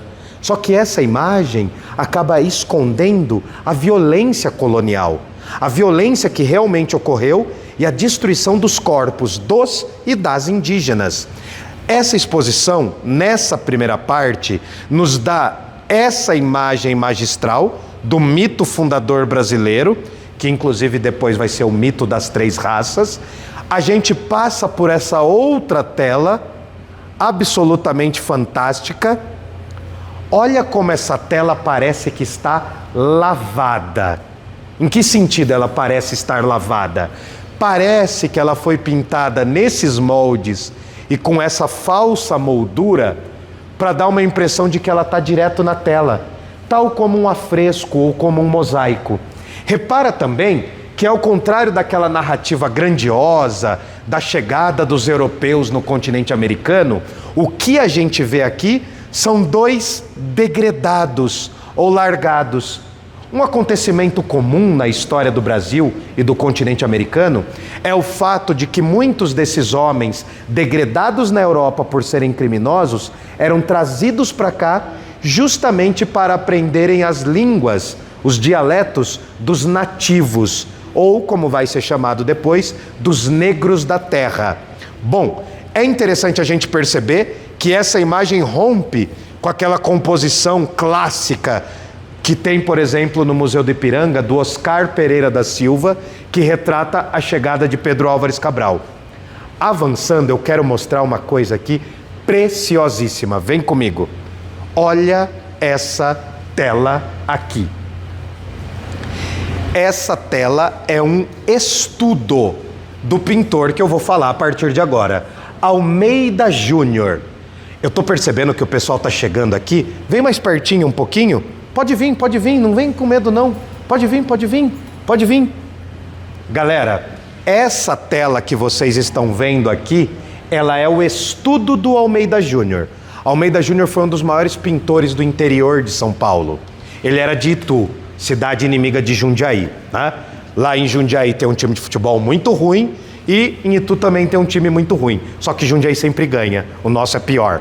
Brincadeiras à parte, sem falar de futebol, aqui o Almeida Júnior compôs um estudo para a Partida das Monções, ou a Partida de Porto Feliz. Aqui nós temos a presença da população branca portuguesa. É interessante vocês repararem nessa partezinha aqui, ó, nessa moça chorando, que vai entrar no final da nossa conversa, e em oposição, os monçoneiros que estão partindo para buscar ouro no interior do continente americano. Ali há pouca presença da população negra. Um dos únicos negros retratados na tela, ele está em posição de serviço. É um quadro que no final do século XIX buscava retratar elementos da cultura de São Paulo do século XVII e XVIII. Outro detalhe, abre para mim a imagem, cameraman. Esse quadro, ele é de pequenas proporções, não é um quadro muito grande, mas ele foi o estudo que serviu de bases para uma pintura que está lá no Museu do Ipiranga, que praticamente ocuparia a parede inteira aqui. Quando estivermos no Museu do Ipiranga, a gente vai fazer o comparativo com o tamanho da tela. Repara, eu vou ficar aqui que nem um 2 de paus, para que vocês vejam o tamanho da tela, porque quando estivermos no Museu do Ipiranga, vocês vão ver a grandiosidade. Se você chegar aqui pertinho, você vai ver a primeira obra do Almeida Júnior, que se preocupou em representar um tipo social da cultura brasileira. Bom, o Brasil foi invadido, a gente já sabe, né? O Brasil não era Brasil, a gente também já sabe. Formalmente o Brasil só é um país depois da independência, que também nem foi independência, mas o que eu quero mostrar para a tela e para as pessoas que estão aqui? Eu quero que vocês percebam que esse é o primeiro quadro do pintor Almeida Júnior a retratar um derrubador de árvores, um derrubador brasileiro. Esse quadro pertence ao Museu Nacional de Belas Artes, lá do Rio de Janeiro. Uma espécie de irmão da Pinacoteca, só que irmão mais velho. Aqui vocês estão diante de um homem cuja miscigenação aparece na pele.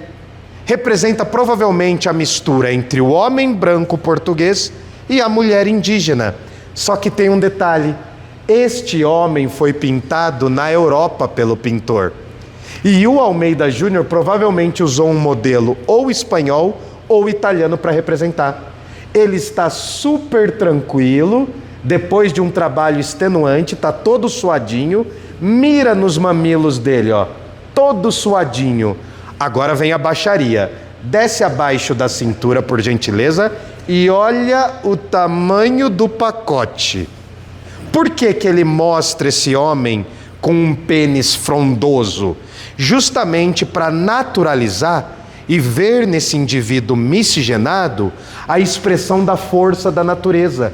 Aqui a gente tem uma idealização da miscigenação do povo brasileiro. Lembrando, é uma tela do século XIX que busca retratar elementos culturais do século XVI, XVII e XVIII. Se a gente der um pulinho aqui, ó, vem aqui comigo. Tem uma outra tela. Estão gostando? Ah, olha, estão gostando mesmo? Vai estar lá na internet depois, hein? Aqui nós temos duas telas que retratam os caipiras. Eu quero que vocês foquem nessa daqui, ó. Eu sei que tem o vidro, é um pouco complicado do nosso cameraman mostrar pra gente, mas reparem. Aqui nós temos dois caipiras negaciando. Vocês sabem o que é negaciar? É uma palavra já antiga, não é negociar. Alguém sabe o que é negaciar? Caçando, à espreita. Negaciar é estar à espreita.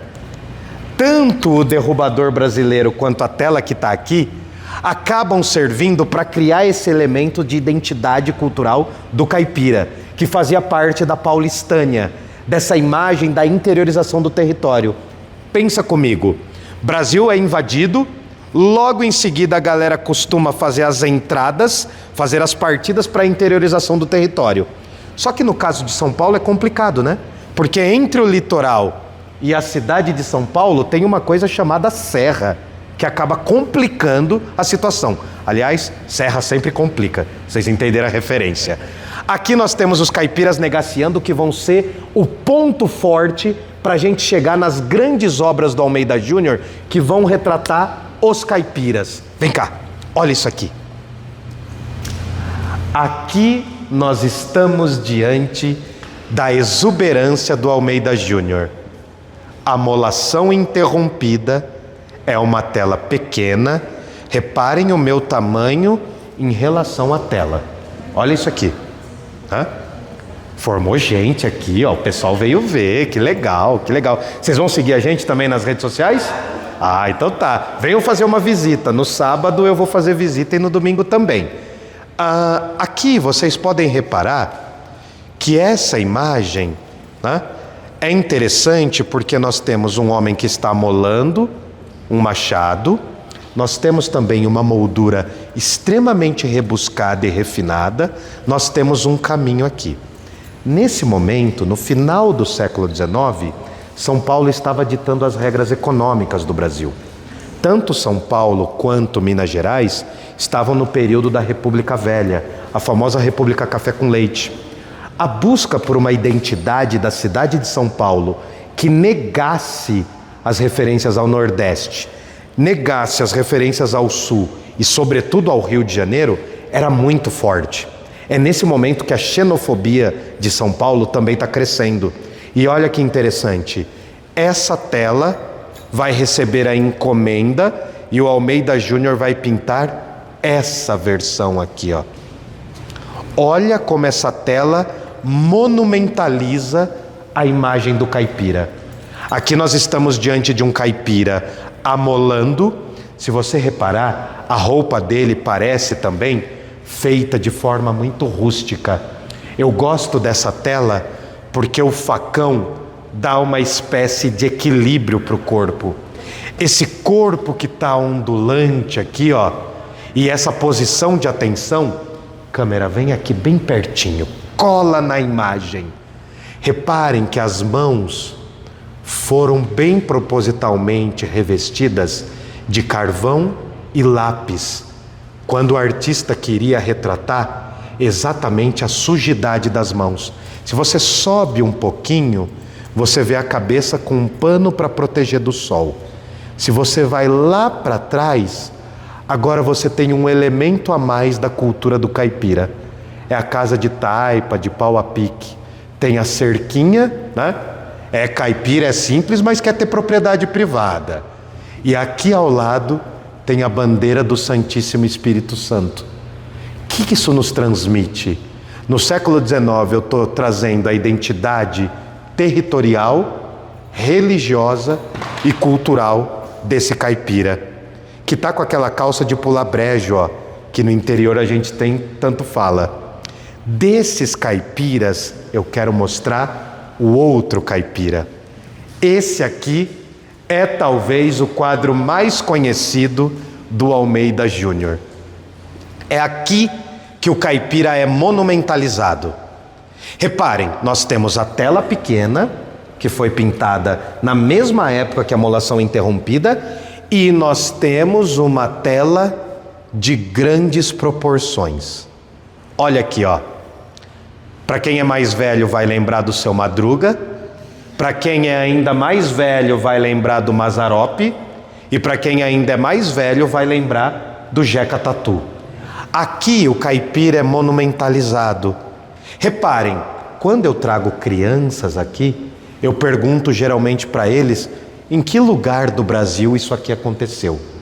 E eles costumam falar, talvez com um preconceito já na cabeça, que se trata do Nordeste. Porque é muito comum a gente relacionar o Nordeste à pobreza. Um baita engano. Aqui nós estamos falando do interior de São Paulo, com as suas casas de barro. E reparem que a gente tem até o espaço para o caiamento. Aqui é cal colocado por cima do barro. São casas que eram feitas de forma muito simples, casas baixas, que continham pedras, madeiras e barro. E a gente vê isso aqui em forma arquitetônica, mas a gente vê a mesma coisa de forma bruta aqui, ó. Reparem também que nós estamos falando do interior de São Paulo e monumentalizando a miscigenação do homem branco e a mulher indígena. O caipira tá com um picadão, ele tá deschavando um pouquinho, e se você olhar para as mãos dele, dá para perceber os rudimentos do carvão e grafite, que era para dar essa sujidade nas unhas. Descendo um pouco mais, o branco que é jogado na tela, nos pés do caipira, é para mostrar areia, terra, mostrando que esse indivíduo é fruto do meio. Detalhe importantíssimo, tanto essa tela maior do Almeida Júnior dá a impressão que o caipira é gigantesco, né? Quase em tamanho natural, do caipira picando fumo, quanto a tela que a gente acabou de ver, que é a Molação Interrompida, foram feitas para estar lá no Museu do Ipiranga, nas laterais do Independência ou Morte do Pedro Américo. Detalhe, vocês perceberam uma coisa? Os caipiras do Almeida Júnior são sempre retratados em posição de descanso. E tem um outro detalhe mais curioso. Os caipiras do Almeida Júnior talvez não retratem exatamente o povo brasileiro. Porque o povo brasileiro, nesse momento, é sobretudo o povo negro que está trabalhando nas lavouras. O Almeida Júnior não retratou pessoas negras. E essa exposição faz questão de mostrar essa ausência ao trazer obras como essa aqui, ó. Cabeça de Negro, do Arthur Timóteo da Costa. E outras obras que retratam provavelmente caipiras, mas caipiras que têm a fisionomia de pessoas negras. Ora, o Almeida Júnior não retratou a escravidão, não como a gente queria. Nós estamos com o século XXI, né? Nós não somos do século XIX. Reparem, eu trouxe um amigo meu aqui, que é gaúcho, e ele falou, pra gente no sul, o caipira, eles são retratados assim, nas pinturas do interior do Rio Grande do Sul. Notem que aqui nós temos as mesmas indumentárias, nós temos os cachimbos, também retratando, e nós temos essa referência à negritude, que quando a gente trata do Almeida Júnior, ela é negada, ela não aparece. Salvo um quadro que está ali na ponta, ó. Esse quadro é fenomenal. Repara aqui, ó. Olá, tudo bem? Olha o tamanhico dessa tela do Almeida Júnior. Aqui vocês estão diante de um homem com a indumentária caipira, com todos os trejeitos caipiras, mas que tem traços negros. Então ele não é denominado um caipira para Almeida Júnior. Ele parece como mendigo, o mendigo do Tabatinguera. Tabatinguera é uma rua aqui no centro de São Paulo. Tabatinguera tem a ver com palavras indígenas. Reparem aqui que a exposição se preocupa em criar esses atritos. De um lado, a gente tem um quadro monumental do Almeida Júnior que retrata a Inhá Chica fumando um cachimbo típico dos povos indígenas da região do que viria a ser São Paulo. É esse cachimbo de cabo fino e longo. Já em oposição, aqui a gente consegue observar uma tela que é um mimo. Olha que interessante. Olha o tamanhinho dessa tela. Cameraman, repara no reflexo que a água faz do portão da fazenda. E repara na mulher negra que ali está. Bom, a Pinacoteca cria tensões, mas eu quero arrematar a nossa visita com a tela que eu mais gosto do Almeida Júnior. Vamos levar o público para lá? Olha o público que se formou. Pode aparecer. Se eu que sou feio apareço. Reparem aqui. Aqui vocês estão diante da terceira etapa da exposição. A primeira parte da exposição serve para mostrar as derrubadas e mostrar também os problemas que a natureza destruída do Brasil foi, né? Que é retratado os problemas da natureza no Brasil. Depois tem a monumentalização do caipira, e aqui a gente tenta trazer uma ideia de declínio desse caipirismo. Aqui a gente está diante da tela mais bonita, na minha humilde opinião, do Almeida Júnior, e uma das telas mais visitadas da Pinacoteca Luz. Aqui vocês estão diante de Saudade. Bom, pode chegar mais perto. Pode vir, turma, vem cá, vem ver de pertinho. Saudade é uma tela sem precedente, na minha opinião. Aqui nós podemos perceber uma mulher enlutada. Essa mulher de luto está com um brinco escuro. Nós conseguimos ver toda a roupa escura. Talvez o baú remeta à memória, ao passado, aquilo que não volta mais. Se vocês olharem, apesar de ser uma caipira do interior de São Paulo, ela já vê os ventos do progresso chegando por meio da fotografia que ela contempla. Ela não está contemplando uma carta, ela está contemplando uma fotografia. E agora, Tiago, cameraman, vai no rosto dela e filma a lágrima pra gente. Lá em cima do rosto dela, a gente tem acesso a um chapéu. O chapéu que provavelmente é uma referência ao próprio Almeida Júnior. Se você reparar, afastando um pouco e mostrando a tela como um todo, a gente consegue perceber que essa mulher está com o corpo virado para o interior da casa. Talvez como uma referência ao mundo interior dela mesmo. Além disso, não há paisagem, não há cenário. É como se ela estivesse voltada e ensimesmada para a própria solidão. Tem uma coisa interessante. No dia 27 de março de 2024, eu perdi a minha mãe. Eu gosto de olhar para esse quadro, porque esse quadro remete à saudade que eu sinto da minha mãe. Se vocês repararam no rosto da moça do Saudade, ela está exercendo um choro para dentro. Quando a gente é bebê, ou quando a gente é criança, a gente costuma chorar para fora. Eu sei o que é chorar para dentro. Eu sei a tristeza de engolir um choro. Quando eu recebi a notícia de que minha mãe estava muito adoentada, ela ainda passou 3 meses no hospital. Ao todo foram 4 meses, indo e saindo do hospital. A sensação foi de dor tremenda. E por que eu estou falando isso? Porque ao receber a notícia, eu fui até o banheiro do hospital e chorei esse choro de saudade, muito antes de perdê-la. Infelizmente, a minha mãe não viu o crescimento do meu trabalho Infelizmente, a minha mãe também não viu esse vídeo e nunca verá. Eu prometi durante 10 anos que eu levaria a minha mãe em uma visita ao museu. E eu não cumpri essa promessa. O Saudade me traz a referência a ela, porque me lembra muito o rosto dela. O Saudade do Almeida Júnior é a materialização em tintas de um sentimento. Se vocês repararem, ao lado aparece uma outra tela do Almeida Júnior mostrando um recado difícil.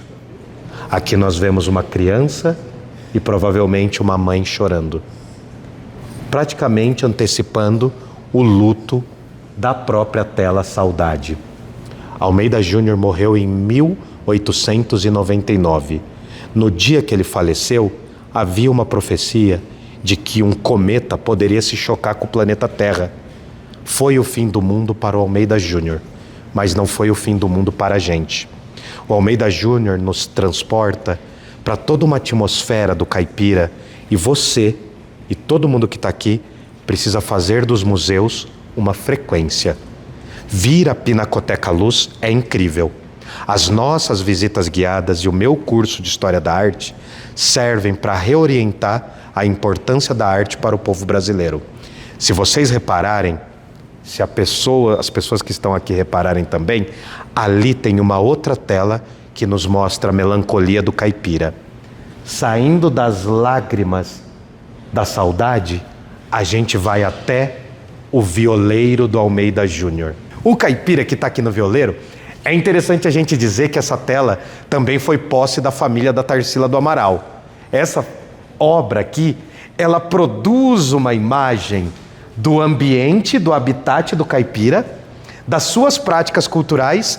Também é uma questão, entre muitas aspas, de gênero. Se a gente trouxer para os dias de hoje, a moça canta e provavelmente ela estava em meio ao trabalho, enquanto o homem está no descanso. Esse olhar tranquilo, esse olhar brejeiro, também não nos deixa ver o interior do mundo caipira. É como se o mundo caipira tivesse sempre da porta para fora. Se a gente pegar a história das novelas brasileiras, durante muito tempo, o negro era retratado sempre do portão para fora. Então veja, ou o caipira é fruto de uma individualidade melancólica, ou ele é fruto de uma externalidade preguiçosa. Conseguem perceber que aqui a gente está diante de uma tela que não só resgata as identidades caipiras, mas também visa propor uma identidade caipira, se opondo sempre à presença, do povo negro na sociedade brasileira, alijando o povo negro de uma participação histórica e tentando edificar essa imagem monumental. Só que aqui, a tela do Almeida Júnior é uma coisa, o que foi feita dos caipiras na história do Brasil é outra. E eu gosto de encerrar essa visita nessa tela aqui, ó, que está escrita inclusive em latim. Vem cá, vem cá, vem cá. Olha isso aqui, ó. Olha como aqui o caipira já tem trajes que parecem ser roupas industriais. Olha como esse caipira não casa exatamente com a imagem que a gente cria do caipira. Veja, a molação interrompida e o caipira picando fumo, eles foram colocados aqui na Pinacoteca em 1911. Eles servem para monumentalizar a identidade do caipira, no momento exatamente em que São Paulo já não tem a mesma pujança econômica. Quando a gente chega no final dos anos 20, a gente tem a crise da Bolsa.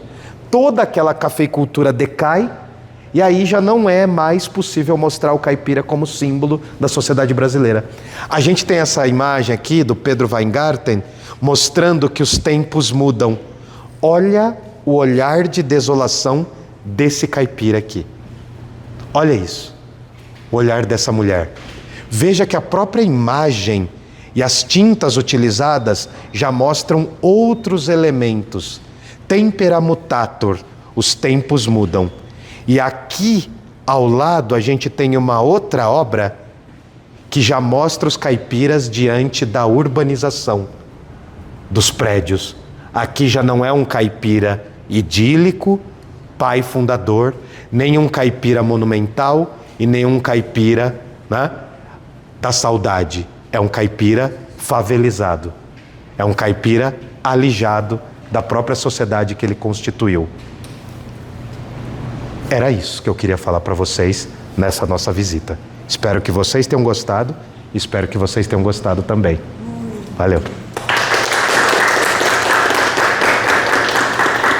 Visitem museus, conheçam os espaços culturais da sua cidade, do seu país.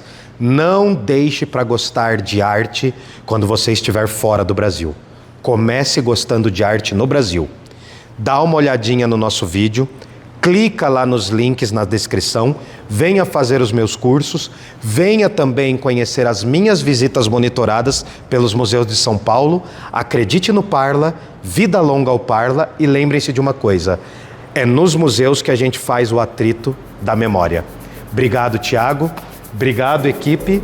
Obrigado, público que apareceu. Obrigado, Pinacoteca. Nos vemos na próxima visita. Tchau.